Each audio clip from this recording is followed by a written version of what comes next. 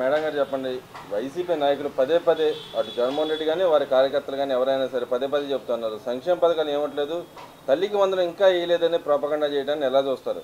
అమ్మ పెట్టా పెట్టదంట, అడుక్కు తిన్నా తినేవదంట.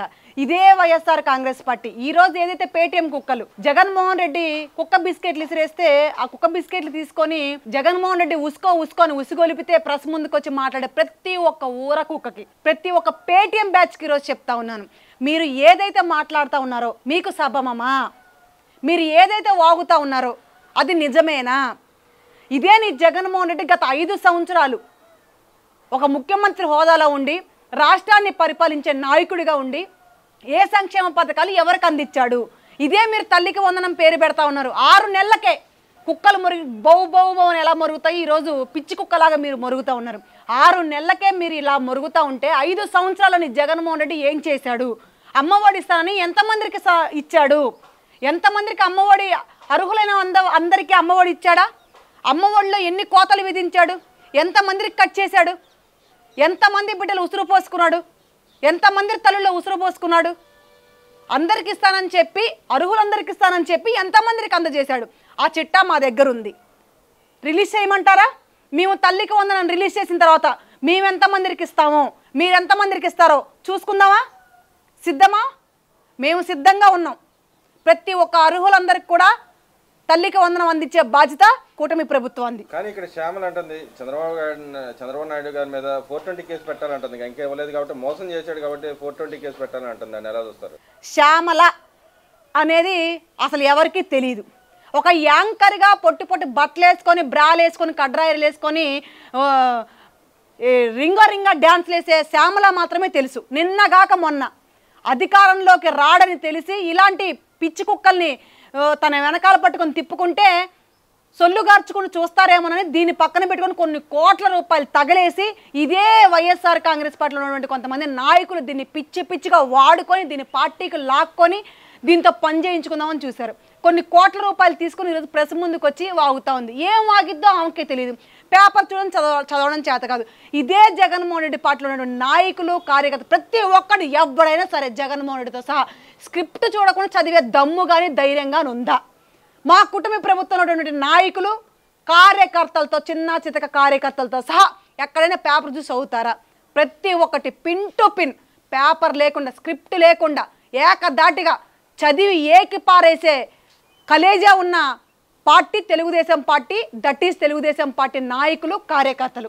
ఈరోజు మీరు అబద్ధాల స్క్రిప్ట్లు రాసుకొని ఎవడో రాసిస్తే అందులో 100 అబద్ధాలు ఉంటే అవి బట్టి ఆ స్క్రిప్ట్, ఆ పేపర్ చూసి చదివే బతుకులు మీ. అబద్ధాలు మాట్లాడడానికి ఒక అద్దుపద్దు ఉండాలి, ఇవరం సవరం ఉండాలి.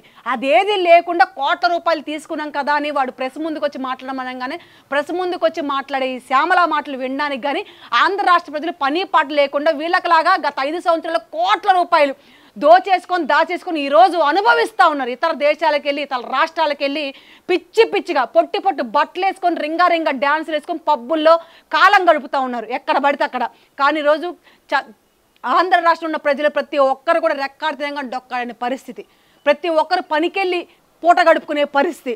అలా అంతేగాని వీళ్ళు చెప్పే పిచ్చి మాటలు, పిచ్చి కోతలు, పిచ్చి వాగుడు వినడానికి రాష్ట్ర ప్రజలకు అంత టైము లేదు. అంత టైం వీళ్ళకి కేటాయించడం తెలియజేస్తా ఉన్నాను. చంద్రబాబు నాయుడు గారి మీద 420 కేసు ఎందుకు పెట్టాలి? దేనికి పెట్టాలి? అసలు 420 అనేది ఎవరి అర్హులు? నీ జగన్మోహన్ రెడ్డి అర్హుడా? నారా చంద్రబాబు నాయుడు గారు అర్హుడా? 420 అనేవాడు ఎవడో ఆంధ్ర రాష్ట్ర ప్రజలకు తెలుసు. నా చంద్రబాబు నాయుడు గారు నిల్చోబెడదాం, నీ జగన్మోహన్ రెడ్డిని నిల్చోబెడదాం. 420 అని ఎవరిని అంటారో ఆంధ్ర రాష్ట్ర ప్రజలే తేల్చి చెప్తారు. మేము సిద్ధంగా ఉన్నాం, మా నాయకుడు సిద్ధంగా ఉన్నాడు. ఇదే మీ నాయకుడు సిద్ధంగా ఉన్నాడా?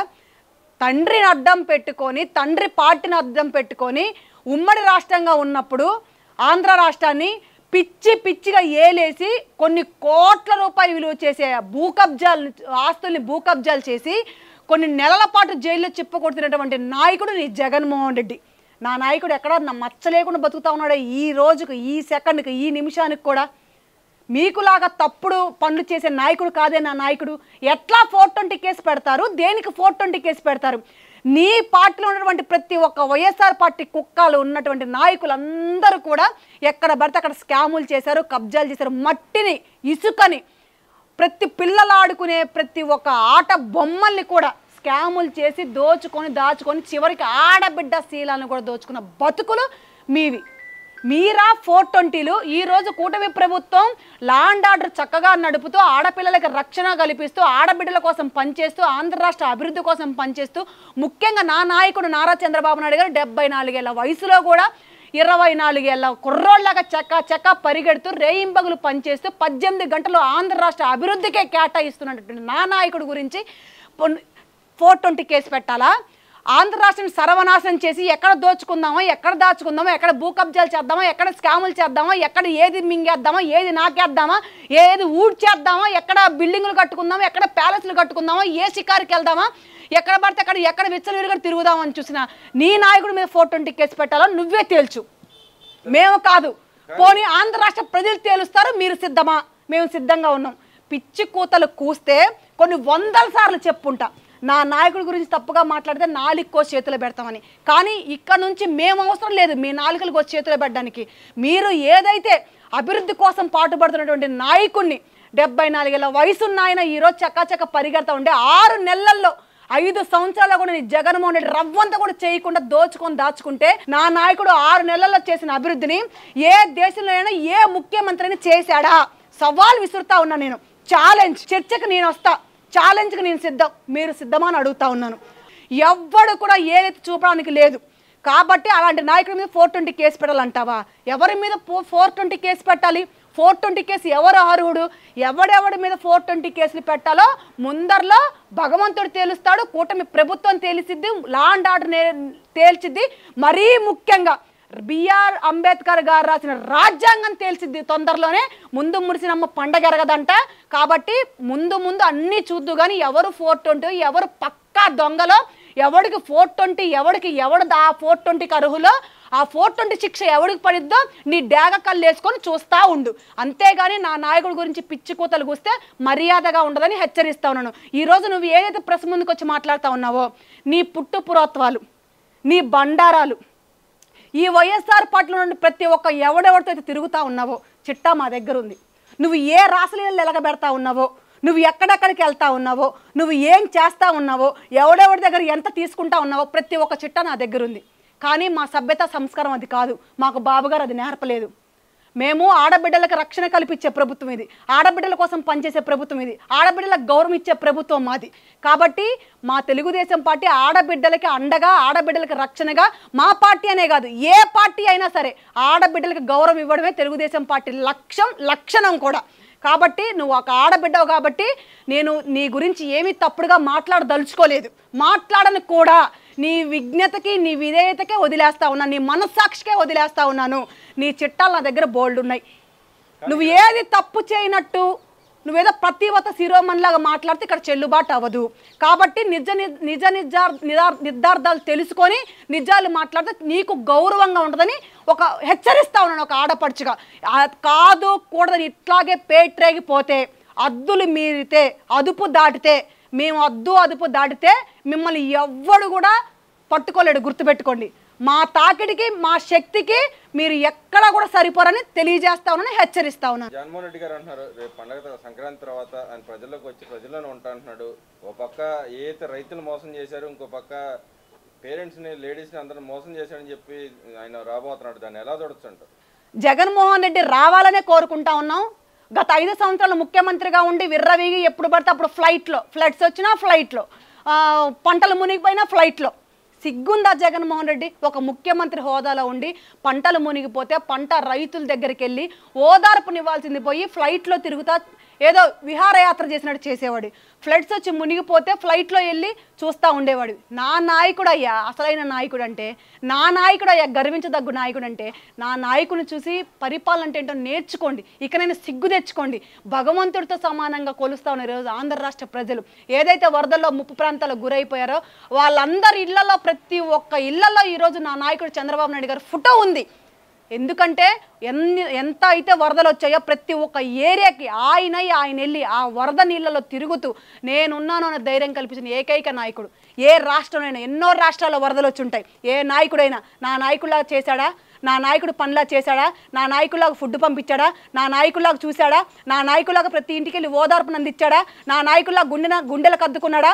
24 ఏళ్ల వయసులో కూడా బురద నీళ్ళల్లో, డ్రైనేజ్ నీళ్ళల్లో, వరద నీళ్ళల్లో అలా నడుచుకుంటూ తిరిగి ప్రతి ఒక్క కుటుంబానికి నేనున్నానని అన్నను కల్పించిన ధైర్యాన్ని కల్పించిన నాయకుడు నా చంద్రబాబు నాయుడు గారు. పొలాలు మునిగిపోతే, పంట రైతులు నష్టపోతే రైతుల దగ్గరికి వెళ్ళి పొలాల్లోకి దిగి పంటని చూసి, పంటని పరిశీలించి, పంట గురించి తెలిసిన నాయకుడు, రైతు కష్టం విలువ తెలిసిన నాయకుడు, రైతు కుటుంబంలో నుంచి నా నాయకుడు, రైతులంటే ఏంటో తెలిసిన నాయకుడు, రైతుల కష్టాలు తెలుసుకున్న నా నాయకుడు నారా చంద్రబాబు నాయుడు గారు పంట పొలాల దగ్గరికి వెళ్ళి నేనున్నాను, నేను చూస్తానని ధైర్యం కల్పించి, ఆనాడు ప్రతిపక్షంలో ఉన్నప్పుడు ఏదైతే రైతులకి హామీ ఇచ్చి భరోసాని ఇచ్చాడో అదే ఈరోజు నెరవేరుస్తూ ఉన్నాడు. నీకులాగా లుచ్చా పరిపాలన చేయడం నా నాయకుడికి తెలియదు. పంట రైతుల్ని పంట పండిస్తే కనీసం గిట్టుబాటు ధర కూడా ఇవ్వకుండా, కనీసం వాళ్ళు పంట పండించింది బస్తాలోకి ఎక్కడానికి కూడా బస్తాలు కూడా అందించిన బతుకునేది. వాళ్ళు కష్టపడి పంట పండిస్తే దాని గిట్టుబాటు ధర ఇవ్వని బతుకునేది. వాళ్ళు పంట పండించి అరో లక్షణాన్ని ఏడుస్తూ ఉంటే కనీసం ఆ పంట కూడా కొనకుండా ఉండే పరిస్థితి బతుకునేది.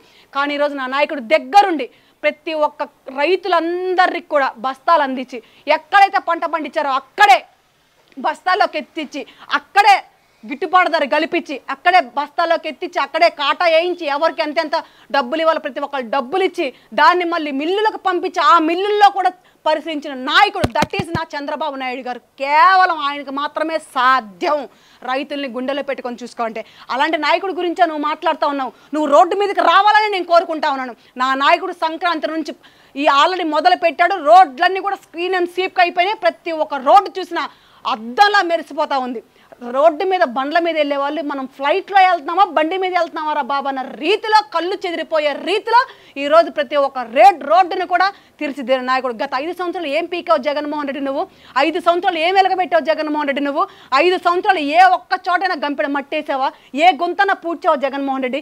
ఎందుకు వాగుతా ఉన్నారు మీరు ఈరోజు? ఎందుకు నా నాయకుడు చంద్రబాబు నాయుడు గారు ఉసురు పోసుకుంటా ఉన్నారు? ఆయన ఉసురు తగిలి మీరందరూ పోతారు. ఆల్రెడీ పార్టీ సర్వనాశనం అయిపోయింది. మంచి నాయకుడిని ఉసురు పోసుకున్నారు కాబట్టి, వాళ్ళ కుటుంబం ఉసురు పోసుకున్నారు కాబట్టి, ఆడపిల్లని తీసుకొచ్చి హేళన చేశారు కాబట్టి, భగవంతుడు చాలా గొప్పోడు.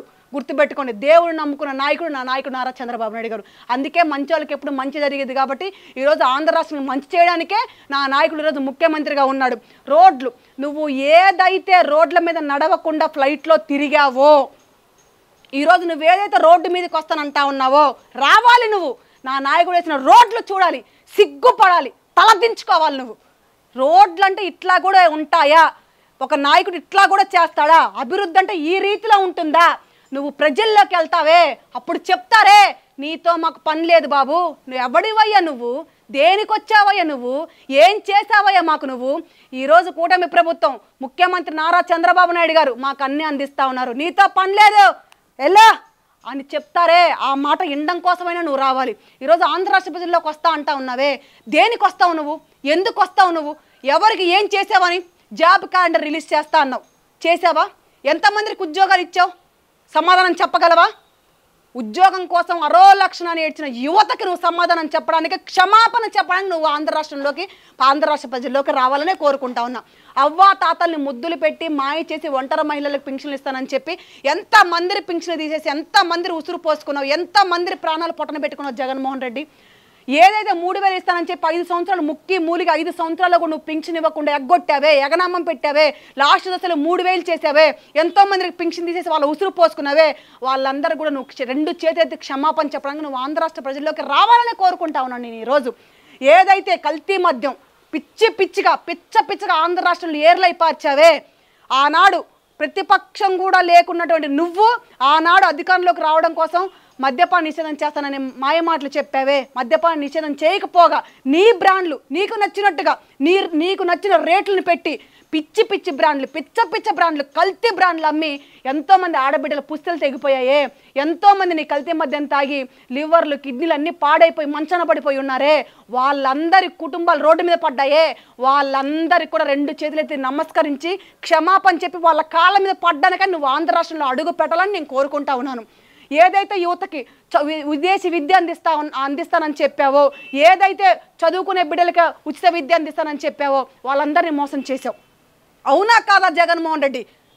నువ్వు ఖచ్చితంగా చదువుకునే బిడ్డలందరూ మోసం చేసావు. వాళ్ళందరికీ కూడా నువ్వు క్షమాపణ చెప్పడానికి రావాలి. అమ్మఒడి ఇస్తానని చెప్పి ఎంతమంది పసిబిడ్డల్ని మీ స్కూల్లో మంచి బుక్స్ ఇస్తాను, మంచి బ్యాగ్స్ ఇస్తాను, మంచి షూ ఇస్తాను, మంచి యూనిఫామ్ ఇస్తాను, మీకు అన్ని ఫెసిలిటీస్ కల్పిస్తాను, నాడు నేడు స్కూళ్ళల్లో చెట్లు, తొక్క, తోటకూర, చిక్కీలు, మంచి భోజనం అందిస్తానని మాయ మాటలు చెప్పావే.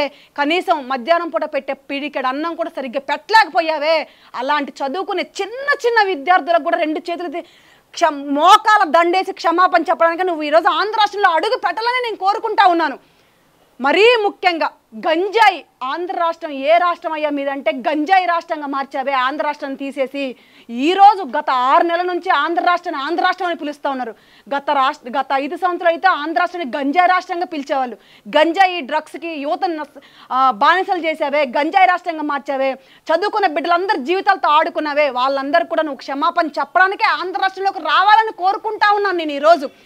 ఏదైతే నువ్వు ఆడబిడ్డల ఉసురు పోసుకొని నీ వైసీపీ పార్టీలో ఉన్నటువంటి నాయకులు ఆడబిడ్డల శీలాలు దాచుకున్నారో వాలంటీర్లతో సహా ఏదైతే ఆడబిడ్డల శీలాలు దోచుకున్నారో ప్రతి ఒక్క ఆడబిడ్డ కాళ్ళు పట్టుకొని క్షమాపణ అడగడానికని నువ్వు ఈరోజు ఆంధ్ర రాష్ట్రంలో అడుగు పెట్టాలని, ఆంధ్ర రాష్ట్ర ప్రజల్లోకి రావాలని నేను కోరుకుంటా ఉన్నాను ఈరోజు. కాబట్టి ఆంధ్ర రాష్ట్రంలో వీళ్ళు వాళ్ళని లేదు, ప్రతి ఒక్కరికి నువ్వు క్షమాపణ చెప్పడానికి, ముఖ్యంగా ఆంధ్ర రాష్ట్రంలో అడుగు పెట్టే ముందు ఆంధ్ర రాష్ట్రానికి భూమాతకి రాష్ట్రాంగ నమస్కారం చేసి నేను తప్పు చేశాను, రాజధాని లేని రాష్ట్రం చేశాను, గంజాయి రాష్ట్రం చేశాను, ఆంధ్ర రాష్ట్రాన్ని సర్వనాశనం చేశాను, నన్ను క్షమించు భూమాత అని రాష్ట్రాంగ నమస్కారం చేస్తేనే నువ్వు ఆంధ్ర రాష్ట్రంలో కానీ ఆంధ్ర రాష్ట్ర ప్రజల్లో కానీ రావాలని నేను కోరుకుంటా ఉన్నాను.